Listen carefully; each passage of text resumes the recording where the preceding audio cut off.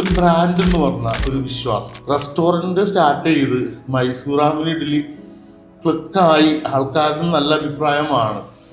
മോഹനന്റെ മകൻ എന്ന് പറഞ്ഞതിനേക്കാൾ കൂടുതൽ മൈസൂറാമിനി ഇഡ്ഡലിയുടെ ഓണർ എന്ന് പറയുന്ന ലെവലിലോട്ട് എന്നെ ആൾക്കാർ റെക്കഗ്നൈസ് തുടങ്ങിയപ്പോൾ എനിക്ക് മനസ്സിലായി ഇനി നമുക്ക് വേണ്ടത് ഒരു ബ്രാൻഡാണ്.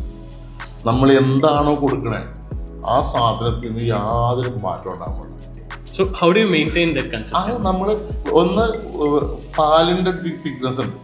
നമ്മൾ ഇത്ര ലിറ്റർ വെള്ളം എന്നൊരു കണക്കുണ്ട്. ആ കണക്കിന് ഒരു കാരണവശാലും വെള്ളം കൂടുകയും കുറയില്ല.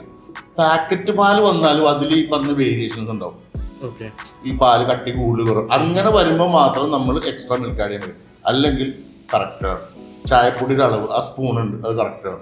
അപ്പൊ എല്ലാ കാര്യത്തിനും പഞ്ചസാര ഇല്ല.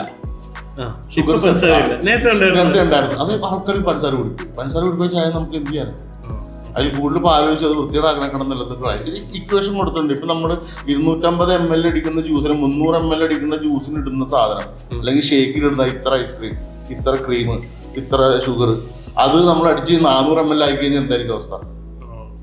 ടേസ്റ്റ് മാറി അതൊന്നും ചെയ്യാൻ പറ്റില്ല. അപ്പൊ അതുകൊണ്ട് പഞ്ചസാര ഒഴിവാക്കി, പഞ്ചസാര സെപ്പറേറ്റ് കൊടുക്കുക. അപ്പൊ അതുകൊണ്ട് എന്താ ചില കാര്യങ്ങൾ നമ്മളെ കൊണ്ട് പറ്റത്തില്ല. അത് പഞ്ചസാര ഇത്ര ഇട്ടാലും പോയി വരുമ്പോൾ പഞ്ചസാര കുറവാണ്, പഞ്ചസാര കാണാം.